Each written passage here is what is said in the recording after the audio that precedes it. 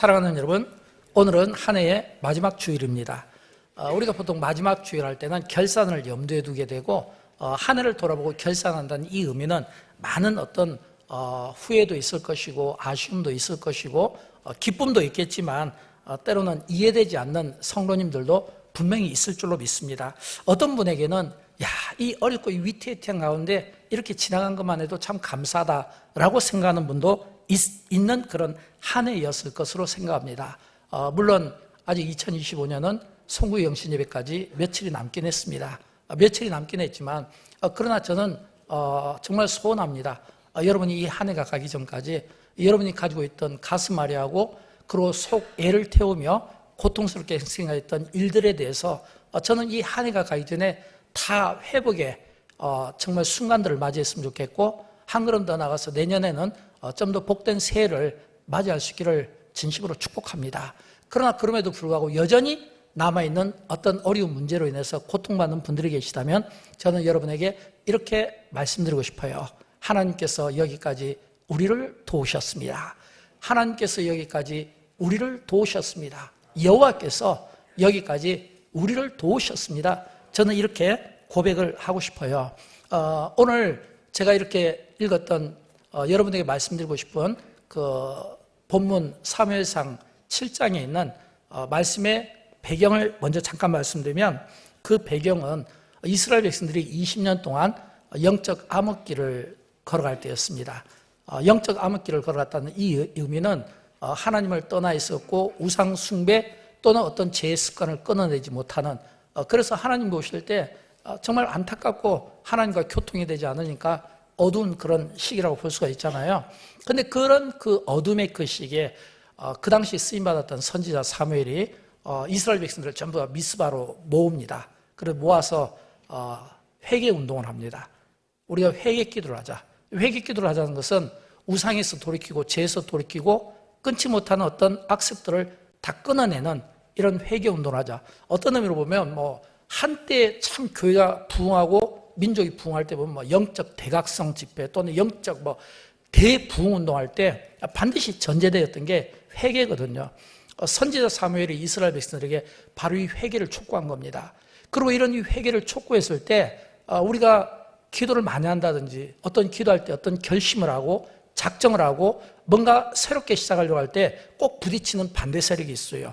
이걸 우리가 영적으로 이야기하면 사단의 세력인데 오늘 본문의 배경을 놓고 보면 이스라엘 백성들이 이제 20년 동안에 그 어두웠던 그런 모든 잘못된 악습들을 다 끊어내고 하나님 앞에 회개를 했잖아요. 그럼 회개를 하면 좋은 일이 일어나야 되는데 보니까 블레셋이 이제 공격을 하기 위해서 싸움을 걸어오는 겁니다. 싸움을 걸어오는 거예요. 이스라엘 백성 입장에서는 당황스러울 수 있겠죠. 그런데 하나님께서 어떤 일을 하셨냐면 큰 우레를 발해서 그 우레를 가지고 이 블레셋 사람들을 막 흩어져 놓은 거예요.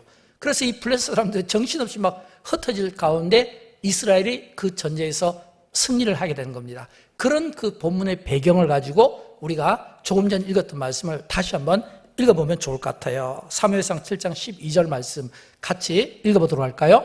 여호와께서 여기까지 우리를 도우셨다고 그 이름을 에베네셀이라 하리라. 아멘. 지금 그 배경에서 이 승리를 주신 하나님 앞에 이스라엘 백성들에게 지금 이 사무엘이 여호와께서 여기까지 우리를 도우셨다. 그리고 그 이름을 에베네셀이라. 이 말씀에서 이 세 단어를 여러분에게 좀 설명드리고 싶어요. 먼저 여기까지입니다. 여기까지라는 이 의미는 하나님의 도우심의 결과로 여기까지 우리가 이르게 되었다라고 하는 이런 이 고백입니다. 이 여기까지 이 말 속에는 시간과 공간을 포함한 모든 그들의 어떤 과정들, 회개했던 그 과정들 있잖아요. 그런 그 과정들을 다 포함해서 그 결과로 우리가 여기까지 오게 되었다 이런 이야기입니다. 그러니까 이 이야기는 그냥 단순히 그들이 전쟁에서 승리했기 때문에 온 결과라기보다는 그 흘렸던 수많은 탄식과 한숨과 슬픔과 눈물과 고뇌와 또 그들이 미스바에 모여야만 했던 그 시간들, 거기서 결단하고 회개했던 시간들, 이런 모든 시간들에 전부 그 포함해서 여기까지 이르게 되었다라고 하는 겁니다. 그러면 이 여기까지는 굉장히 중요한 단어가 되겠죠. 왜냐하면 사실은 여기까지는 하나님의 인도하심의 결과이기 때문에 사실은 굉장히 은혜가 되는 겁니다. 이건데 혹시 그런 분이 없기를 바라지만 예를 들어서 내가 진짜 넘어질 뻔한 적이 있었는데 하나님께서 나를 붙들어 주셨어요. 내가 정말 어떤 힘든 그 상황에서 주님이 나를 만나 주셨어요. 내가 정말 어떤 이 힘겨운 어떤 그 삶의 그 고난의 그 현장에서 막 허우적거리면서 막 웅덩이 속에 빠져 있을 때 주님이 나를 만나 주시고 건져 주셨어요. 이게 뭐냐면 전부 다 여기까지 오게 되었다는, 우리의 삶의 여정 가운데 그 과정을 포함해서 여기까지 오게 되었다는 이런 이 고백이 지금 여기에 나와 있다라고 한 겁니다. 이 말을 우리는 빌립보서 1장 5절에 있는 말씀, 6절에 있는 말씀으로 이렇게 또 달리 생각할 수 있습니다. 같이 읽어보도록 할까요? 너희 안에서 착한 일을 시작하신 이가 그리스도 예수의 날까지 이루실 줄을 우리는 확신하노라. 아멘. 이 여기까지 이 은혜는 어디까지 미치냐면 너희 안에서 착한 일을 시작하신 이가 그리스도 예수의 날까지 이루실 줄을 우리는 확신하노라 이거거든요. 그리스도 예수의 날까지 이루실 줄을, 우리 주님이 우리에게 주셨던 사명과 어떤 역할들이 있을 텐데 그 날이 다 이루어질 때까지 우리는 확신한다. 이 말은 주님이 여기까지 우리를 인도해 주셨고 또 주님이 여기까지 우리를 인도해 주셨다면 우리가 갖는 확신은 그리스도의 예수의 날까지 또한 우리의 삶을 붙들어 주실 것을 우리가 믿습니다라는 이런 이 믿음의 고백이 우리 가운데 있다고 하는 겁니다. 사랑하는 여러분, 얼핏 생각하면 우리가 살아온 그 모든 삶의 과정이 내 노력이나 또는 내 어떤 행위나 어떤 열심의 결과라고 생각할 수 있지만 절대 그렇지 않습니다. 적어도 이 가운데 이제 막 신앙생활을 시작하신 소수의 어떤 몇 분을 제외하고 그래도 우리가 믿음 생활을 하고 있잖아요. 믿음 생활을 하기 때문에 우리 예수 믿는 우리는 모든 우리에게 일어난 삶의 환경을 어떤 세상의 기준에서 바라보는 게 아니라 믿음의 기준에서 믿음의 시각으로 바라봐야 되고, 이 믿음의 기준과 믿음의 시각이라는 것은 뭐냐면 하나님의 섭리와 하나님의 주권 가운데서, 그 섭리와 주권 가운데서 우리의 인생이 하나님으로 인해서 우리의 인생이 인도함을 받는다는 겁니다. 때로는 내가 사망의 음침한 골짜기 가운데 내가 놓여있다 할지라도 그 하나님의 그 섭리 가운데, 그 주권 가운데, 때로는 그 음침한 골짜기에서 떨어지는 그 순간에 붙잡아 주시기도 하고, 때로는 가기 직전에 우리를 붙잡아 주시기도 하고, 때로는 그런 그 음침한 골짜기에서 고난과 연단을 통해 또 하나님 나라를 쓰실 때 쓰시기까지 또 우리가 그 연단 가운데 또 붙잡아 주시기도 하고, 이게 뭐냐면 하나님의 섭리, 하나님의 주권이라는 것은 내가 내 인생을 내 마음대로 사는 것 같지만 결코 그렇지가 않은 거예요. 하나님은 우리 인생을 아셔요. 로마서에 보면 이런 말씀 나오잖아요. 우리를 창세전부터 아시고, 그리고 우리를 계획하시고, 우리를 택하시고, 우리를 부르시고, 우리를 하나님의 자녀로 의롭다 해주시고, 그리고 우리가 영화로운 그 단계까지 우리에게 성화의 그 과정을 통해 하나님이 우리를 다듬어 가시는 그 과정 속에서 때로는 어려운 일이 있을 수도 있다는 겁니다.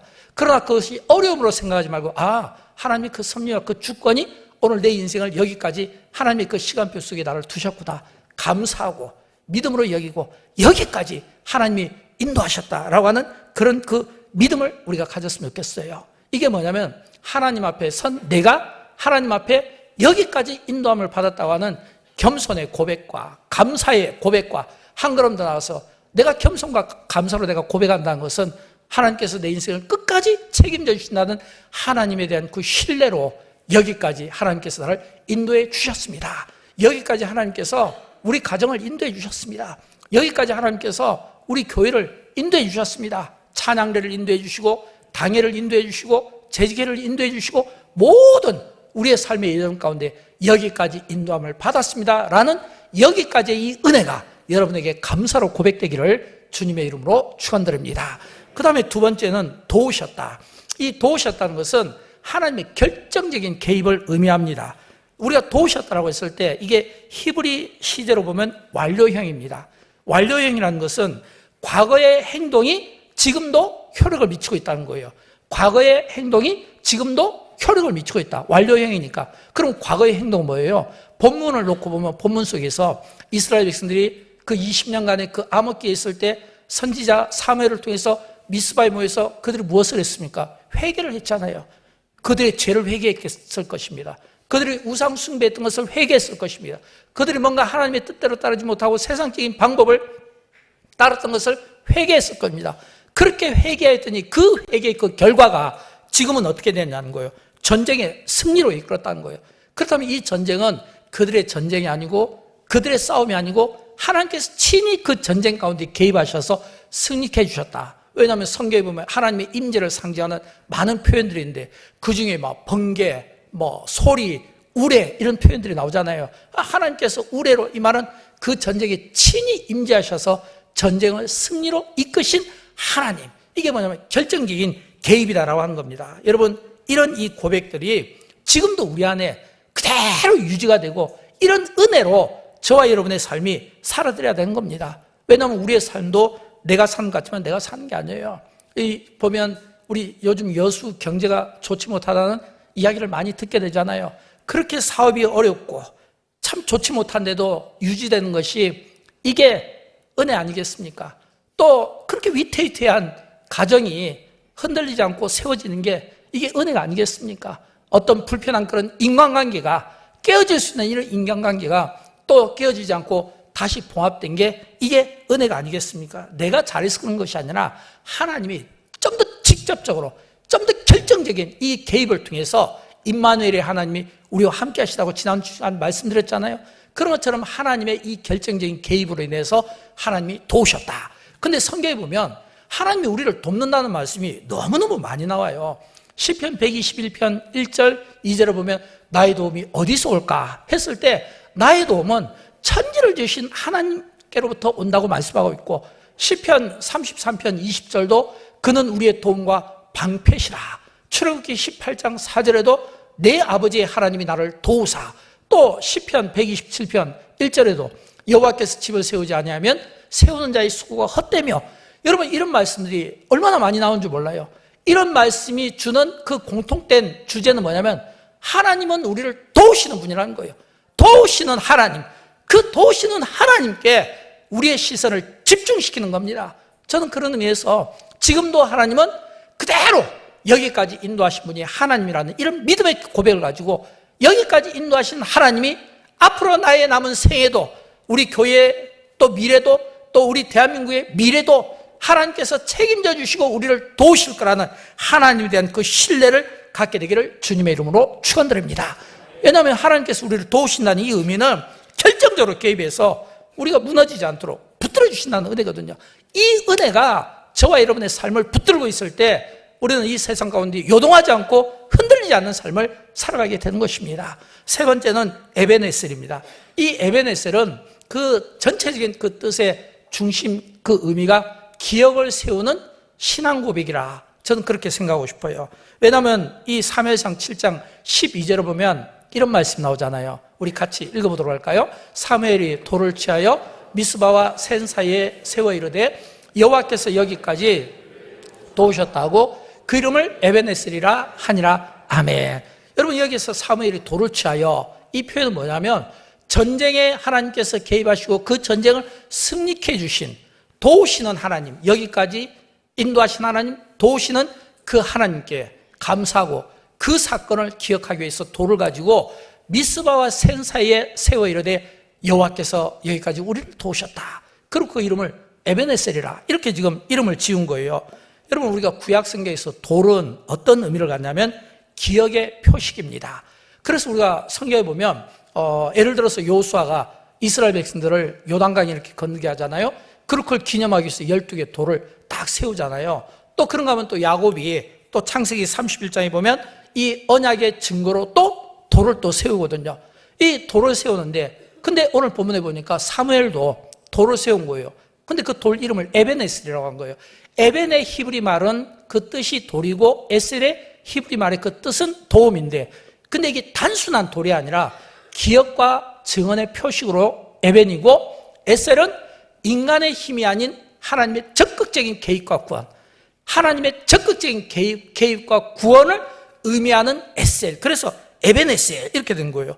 그러면 사무엘 선지자가 이스라엘 백성들에게 지금 다 이게 미스바와 센 사이에 돌을 딱 세워놓고 이 돌은 에벤에셀입니다. 이건 무슨 뜻이겠어요? 여러분, 지금 이 돌을 우리가 세운 것은 하나님이 우리를 여기까지 오게 하셨고 하나님이 우리를 도우셨습니다. 그 뜻이잖아요. 우리에게 승리를 주신 하나님을 기억하자라고 하는 거예요. 근데 이런 이 돌은 사실은 이게 그 사무엘 시대에만 나온 것은 아니고, 우리가 보면 예를 들어서 이렇게 성경에 나오는 많은 유적지라든지 또는 이렇게 좀 교회가 부흥하든지 또는 그 시대에 어떤 영향력을 끼쳤던 그런 인물들을 이렇게 돌아보면 기념하기 위해서 간혹 돌을 세우는 경우도 있습니다. 여수에도 그 돌이 2개 있는 거 아십니까? 우리 가까운 애양원에 하나 있잖아요. 그리고 또 하나는 어디에 있냐면 돌산에 가서 배를 타고 금오도에 가면 거기에 우왕리교라고 있습니다. 그 우왕리교에 가면 돌이 있어요. 제가 최근에 이제 저희 교회 이제 성탄 프로젝트 가운데 하나가 이제 뭐냐면 미자립교회 난방류 전달하기 위해서 갔는데 그때 제가 이제 이렇게 금오도 뭐 두라리 등 해서 이런 섬들을 이제 우리 교육자들하고 돌면서 특별히 금오도에 있는 우왕리교를 가고 싶었어요. 왜냐하면 이 우왕리교를 제가 이번에 2번째 방문하게 된 겁니다. 2번째. 제가 2008년에 10월 24일에 이 우왕리교를 갔는데 여기 보면 이풍 목사 순교 기념비 이렇게 적혀 있잖아요. 거기에 보면 제일 밑에 보면 여기 우리 제일교회 원로 목사님도 계신데 제일교회 영광교회에서 4개 교회가 그 당시에 2008년에 이기풍 목사님 이 순교를 기념하기 위해서 이 기념 사업 중에 하나로 이 기념비를 만드는 겁니다.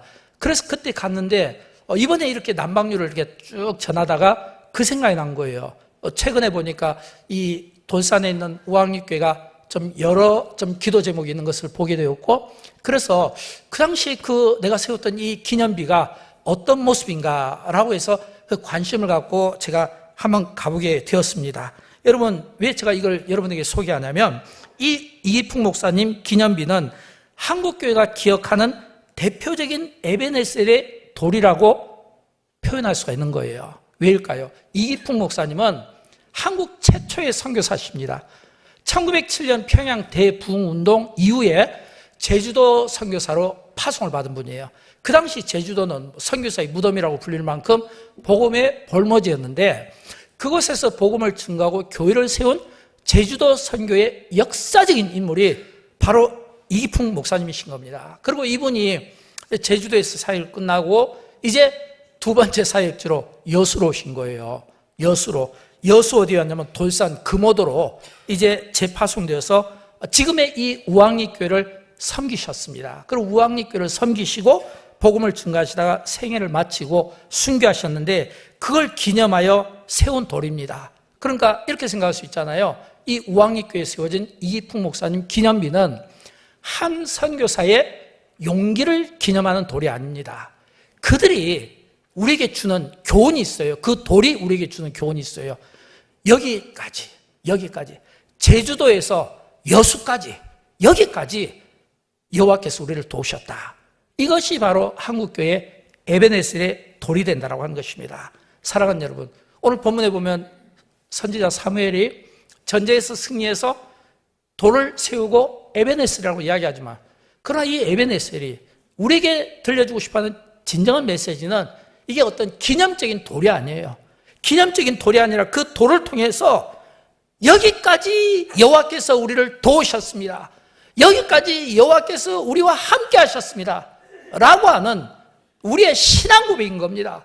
돌을 보면서 이스라엘 백성들은 우리가 전쟁에서 이겼지 이게 아니라 돌을 보면서 그들의 신앙을 고백하는 거예요. 어떤 신앙요? 그들이 미스바에서 가졌던 그 뜨거운 열정, 그 회개했던 그 눈물에 그 젖은 그 자리, 낙함으로 그러면서 그들이 거기에서 받았던 응답, 그 감격, 주신 그 승리를 생각하면서 하나님이 나의 하나님이고 하나님의 이스라엘의 하나님인 것처럼 하나님이 나의 하나님이고 하나님이 우리 교회의 하나님이고 이 지역의 하나님이고 우리 민족의 하나님입니다라고 하는 이런 신앙 고백을 고백하는 에베네셀이 되기를 주님의 이름으로 축원드립니다. 여러분, 이스라엘 백성들이 그런 교육을 받은 거예요. 이스라엘 백성들이 어렸을 때부터 계속해서 부모로부터 선대로부터 받았던 교육, 쉐마 교육이 뭡니까? 기억하라는 거예요. 여러분, 우리가 대표적으로 아는 신명기 8장 2절에 이런 말씀이 나오잖아요. 내 하나님이 여호와께서 이 40년 동안에 너를 광야의 길로 인도하신 것을 기억하라라고 했잖아요. 여러분, 이 말씀은 단순히 이게 한 말씀이지만 이게 우리에게는 이게 한 말씀으로 들리지만 그러나 이 말씀이 이 유대인들에게 이스라엘 백성들에게는 이게 굉장한 이게 기적이고 감사고 고백인 거고 그들의 신앙 고백이에요. 한번 생각해 보십시오. 400년 동안 종살이 하던 그들에게 하나님께서 출애굽시켜서 광야에서 40년 동안 인도한 걸 기억하라고 했을 때 그냥 우리는 광야를 안 가봤잖아요. 그러나 실제 그 광야에서 그 40년 동안 성경은 어떻게 표현하냐면 그들의 발이 부르트지 않았다는 거예요. 여러분 어떻게 40년 동안 광야에서 발이 부르트지 않을 수가 있습니까? 의복이 헤어지지 않았다는 거예요. 이 말은 40년 동안 하나님께서 그들을 안고 가셨다는 거예요. 또 뿐만 아니라 하나님께서 낮에는 그 따가운 태양으로부터 구름으로 40년 동안 지켜주시고 또 밤에는 불기둥을 통해서 맹수로부터 추위로부터 지켜주시고 또 그들이 목마르면 반석을 깨뜨려 물도 내시고 또 이슬을 통해서 만나도 주신 그 40년 동안 광야에서 하나님이 어떻게 인도하시는가, 이게 그 자녀들에게 기억이 되면 그 자녀들에게 하나님은 어떤 분이에요? 우리를 도우시는 분이야. 하나님은 나를 도우시는 분이야. 하나님은 나의 하나님이야. 하나님은 우리 민족의 하나님이야. 이거예요. 이게 신앙 고백이잖아요. 이런 이 신앙 고백이 그들에게 있었다라고 하는 것입니다. 여러분 우리도 마찬가지예요. 우리도 여기 한 해 동안 여기 오신 것이 내가 생각할 때는 혼자 온 것 같지만 이게 혼자가 아니에요.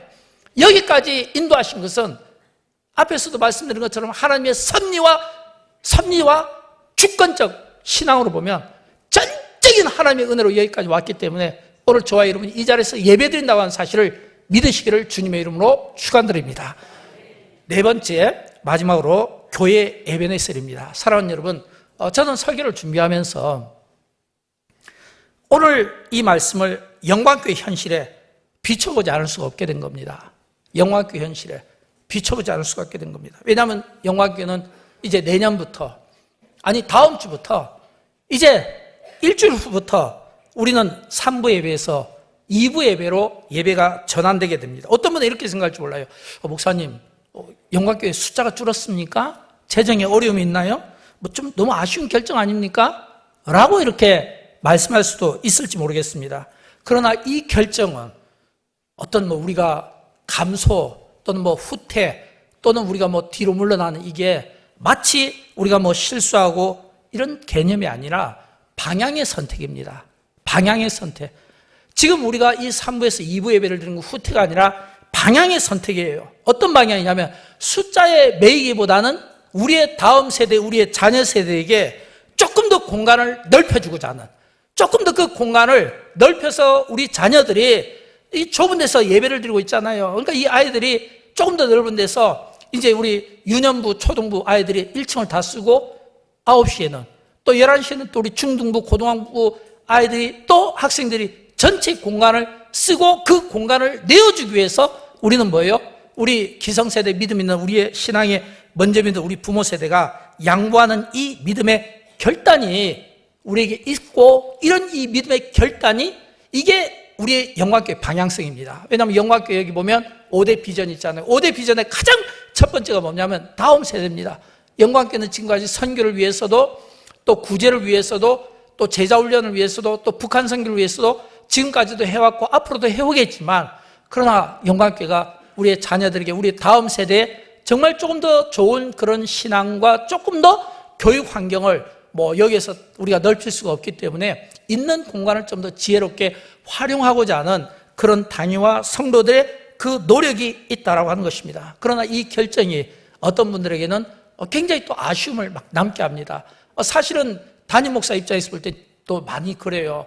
왜냐하면 이게 예배를 2부에서 3부로 갈 때는 뭔가 비전을 주고 꿈을 주고 도전적인 그런 어떤 마음들을 심어주었는데 3부에서 2부로 오니까 이제는 마음을 비워야 되고 좀 양보가 좀 필요한 그런 순간들이잖아요. 근데 이 결정이 결코 쉽지 않다는 것을 너무너무 잘 알고 있습니다.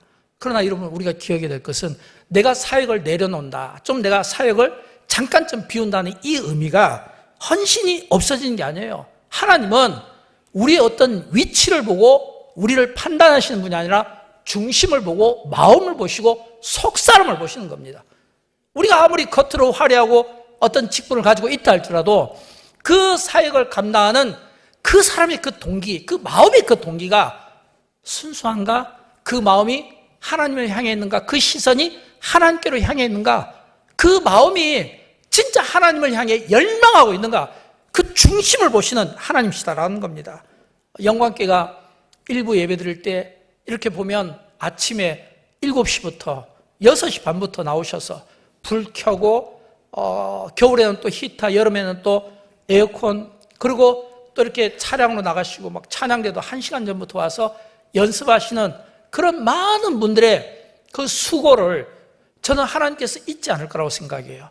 우리는 잊을 수 있지만 그러나 하나님은 잊지 않을 거라고 생각합니다. 왜냐하면 창조주 하나님께서 다 기억하시고 훗날 우리가 하늘에서 받게 될 상급이 더 크지 않겠습니까? 여러분, 교회를 위해서, 우리의 자녀 세대를 위해서, 우리 다음 세대를 위해서 우리가 한 걸음 물러나는 이 믿음의 헌신이 훗날 영광교회 역사에 또 목회 백서에 이 에베네셀의 돌처럼 저는 아름답게 기억되기를 주님의 이름으로 축원드립니다.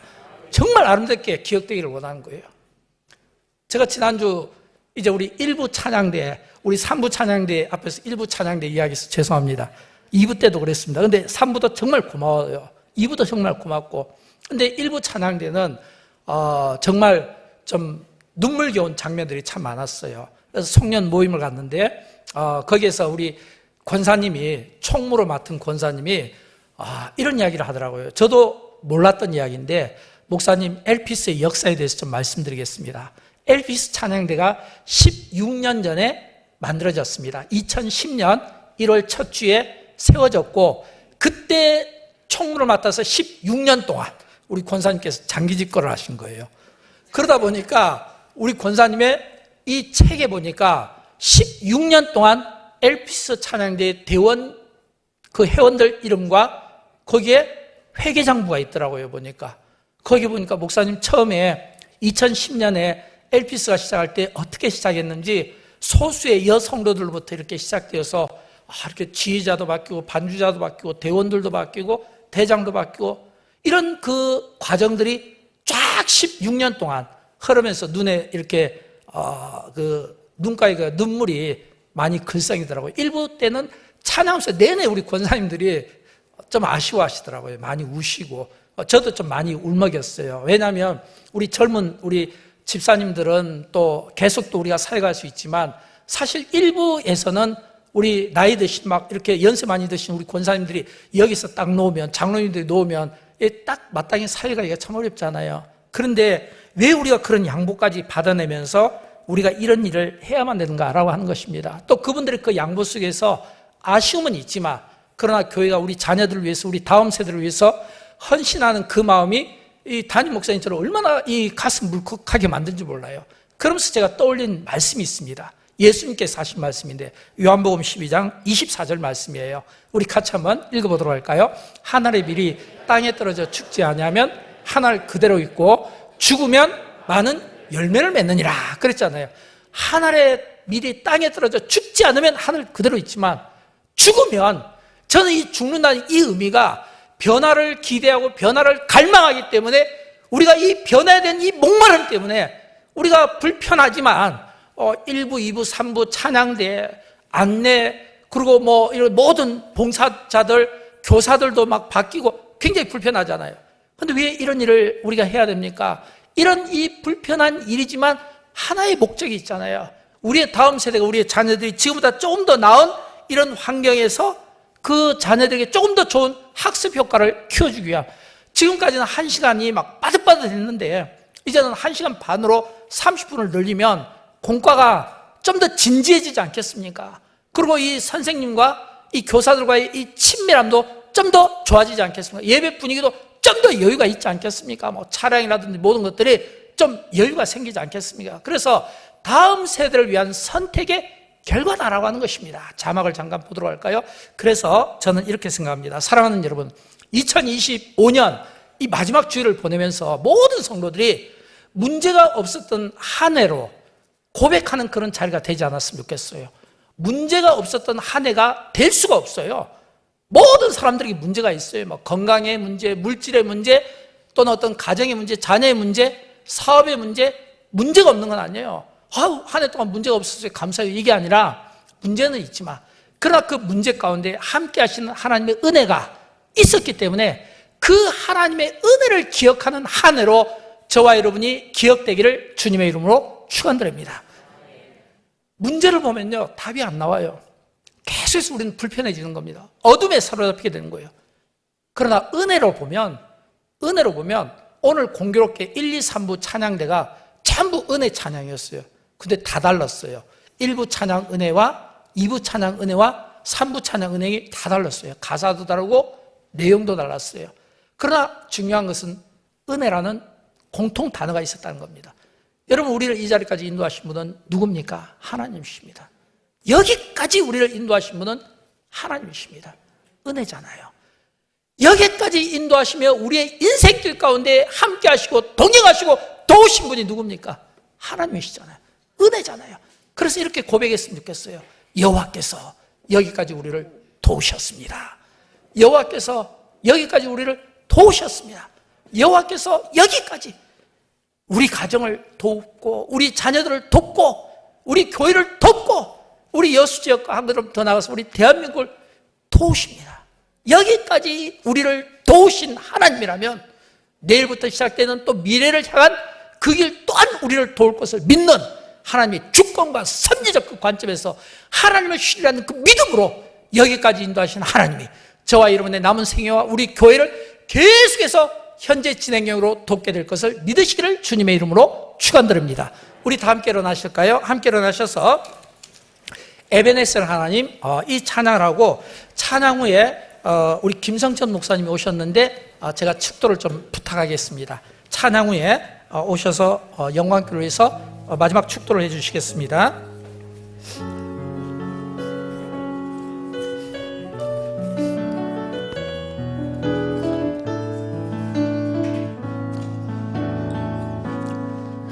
감사하신 하나님, 신앙 고백을 담아 예배를 하나님,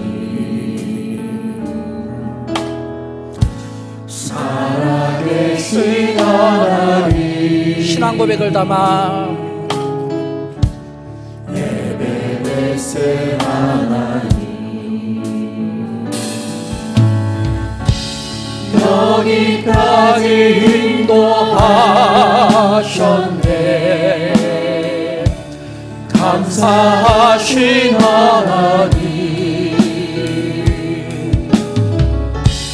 여기까지 인도하셨네. 살아계신 하나님,